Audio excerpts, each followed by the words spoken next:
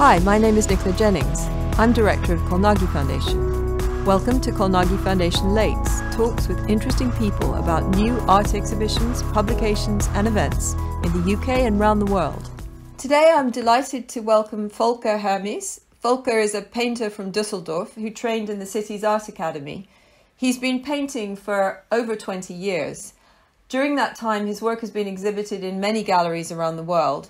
But this year, it has received particular attention, with his hidden portraits series of photo-collage becoming an internet sensation. Volker, can you tell us a bit about when that started to happen? Because you've been producing these portraits based on historic portraiture for some years now. Yeah, it was during the first lockdown earlier this year. I had an Instagram account where I posted frequently some works, but I had only like 200 followers and knew them all personally. And suddenly, more or less overnight, people recognized me, and then it absolutely exploded and I didn't know what to do. And this is just very, very miraculous and wonderful situation that now people from all over the world know about my work. It's extraordinary. So how many followers have you got on Instagram now? I think something like 21,000. That's amazing. So in a few months, you've gone from a few hundred to 21,000. Yes, it's not like that I'm really aiming to do this. I'm showing my works and I'm explaining my works a bit, why I'm doing this. So the people are really interested in what I'm doing. And this is very flattering and wonderful. Fantastic. Tell me a little bit about your interest in historic portraits and sculpture. Well, actually, it started right after I left academy, and I started to think about my role as an artist in a social and societal context. Every time I grabbed a new piece of canvas, I thought that it's not only canvas, it's a world, it's a cosmos, and I felt a lot of art history on my shoulders. So I started to think about earlier forms of paintings. And then I started to think about portraits, because portraits show people like us. So I had a very direct connection to them. And I started to think about why these portraits were painted and how they were painted. In that time, it was all commissions. People asked the artists to paint them as a portrait, for example. But they wanted to have certain things. They wanted to be represented in a special way. So the artists had to work differently. They had to find their own art within the commission. And I recognized that there are so many information in these portraits. In every detail, nothing is painted without a sense. All these codes are so interesting, but we don't know these codes anymore. We are in a complete different society. Our fashion looks different. We are different. And our way is to look them in the face, because this is where our connection is very strong. And I felt I can change this focus on face, giving the possibility to see all these portraits differently. Things they're holding in their hands, details in their clothes. So you're giving people a sort of second chance to come back to these paintings and look at them from a completely different point of view. Yes, and I can give some directions if I hide them in different ways. For example, in one painting, I made a kind of fascinator on her head, and in this fascinator, I collected everything what I thought is important in this painting.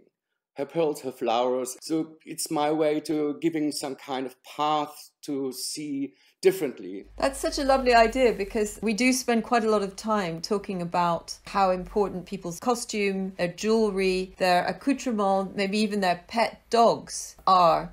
As a teacher, you bring it to your students' attention, but you're doing it in a much more light-hearted way. You're bringing it to everybody's attention without it being didactic. Yes, that's quite important for me, that at the end, the result is an artwork, a new artwork.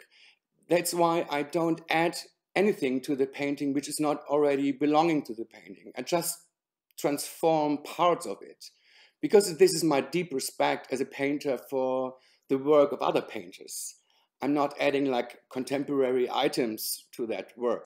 Every modification comes out of the painting itself. I'm taking care of like brush strokes and lights to keep it in the original system. Tell me a little bit about your technique, the photo collage technique. Well, it's Photoshop. It starts with a general concept. I really try to take a look at the portrait and think what's important for me, what I think is important for the portrait, and if this is somehow working, that the painting is not destroyed, Then I started to work on every detail which is possible. So you pick up brushstrokes, for example, and types of pigment, and then you transfer them into these new areas. Exactly. The result must be plausible and real. This is my tribute, my respect to these old portraits. I get the feeling that costume is something which really interests you, from the point of view that costume has become overbearing and restrictive, making us think a little bit about the social constraints that people lived in. Yes, I mean, fashion is always a kind of mirror of society. Most of the portraits are portraits of an elite. They were very expensive. So it's not the regular person on the street who ordered this kind of portrait. What they're wearing was not very comfortable. So there are a lot of very, very freaky little details which were amazingly important, and everybody knew about it at that time. And I tried to exaggerate it a bit, to make it more visible. With this one that's on the screen at the moment, what I think you're getting at is the very courtly, elaborate language in which these people had to present themselves. So his whole face is covered with little curlicues and gold braid. He has to present himself through this mask of courtliness. I mean, his individuality steps back behind the sign of his statues. I take his individuality a bit back, and now these precious surfaces are growing over his face.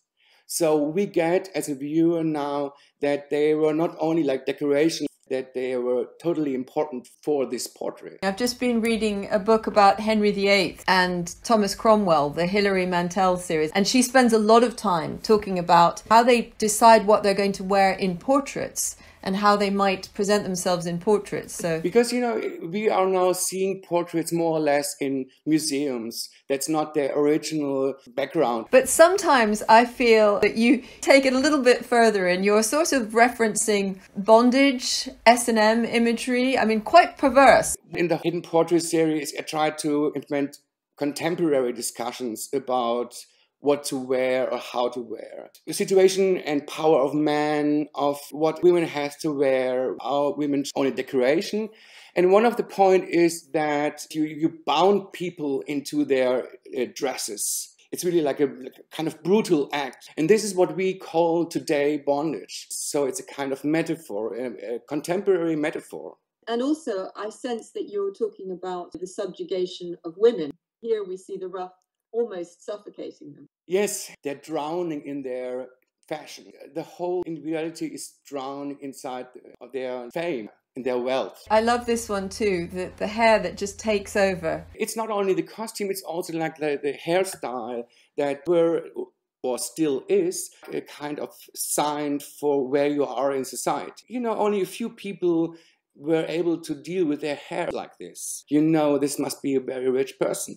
There's one painting I'd really like to talk to you about, a Bacchus holding a bunch of grapes. It made me think of a green man. It's a medieval tradition that you have in churches, these extraordinary heads covered in leaves, and they really refer to pagan mythology. I mean, this is a kind of extraordinary work for me, because usually I don't work with mythological or religious works. But I really, really love this work because I thought about exaggeration in our times. If you feel like Bacchus drinking and like enjoying life, in that time this was enough. But in our time it's not enough. You have to have more grapes, more, because our exaggeration is like totally different to that other times. So I made him into kind of very natural green man.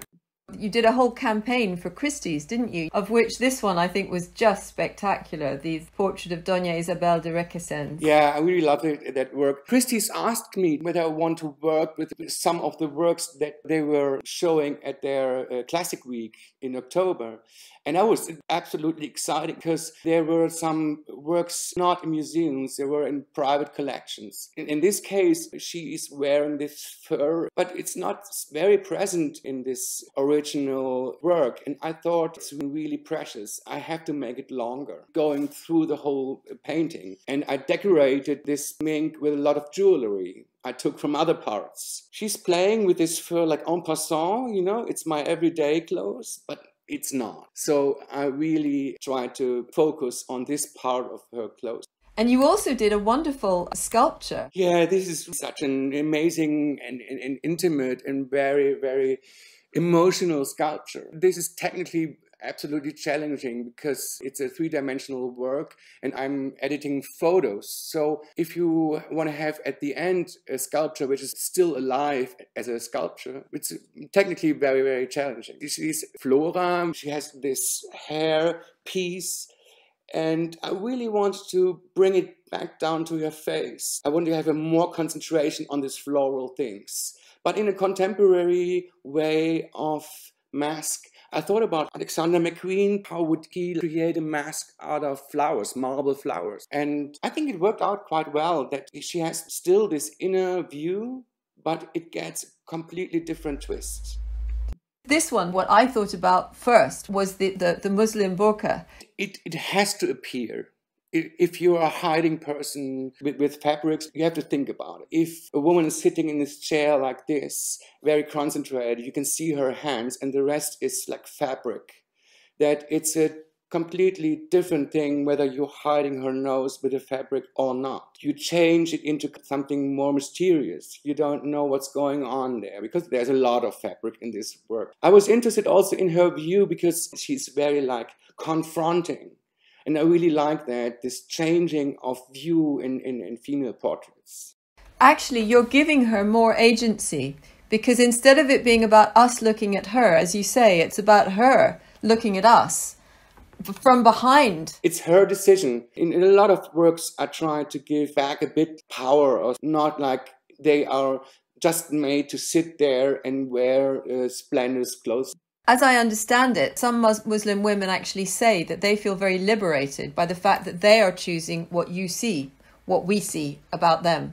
I was also thinking about the historic use of concealment in photography, but also in painting. I mean, obviously, the first thing I thought of was some of the surrealist uses in photography, but also in painting, you get this issue of concealment, often of the body. In this Savolda of the Mary Magdalene, her body is totally concealed and we can just see her face. But what happens in that painting is that you are a bit insecure. You get this kind of what's going on there. What's the position of her gesture, of her body. And this is the kind of very mysterious and interesting effect of that painting. Now she's showing her face, but also quite in the quite dark. It's an interesting painting because you're curious what's going on there. Why is she doing this? And by concealing or hiding people, there's a lot of space for your own thoughts. I get a lot of reaction on my works, and sometimes the people have really, really different thoughts on what's going on under the fabric. Because now it's more open. Our thoughts are more open when you don't see it. Yeah, I was just thinking of usually in the history of Western painting, women's bodies are being revealed with only the smallest amount being concealed. Well, we still have in London an exhibition of Artemisia Gentileschi, and one of the most memorable works is her Susanna and the Elders, where Artemisia, as a female artist, is clearly very interested in this idea of how much she should reveal and how much she should conceal about her body. Yes, within the whole Hidden Portrait project, I have different chapters. And one chapter is female artists of the 18th century.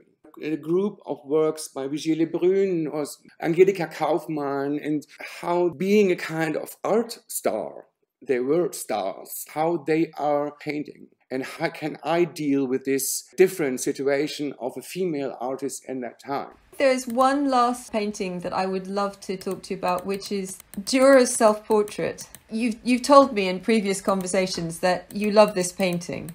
Have you ever done a hidden portrait of somebody painting their self-portrait of a self-portrait? I've done one, but by accident. I didn't know that this was a self-portrait. But usually I don't do it because I want to point out what artists did for other people.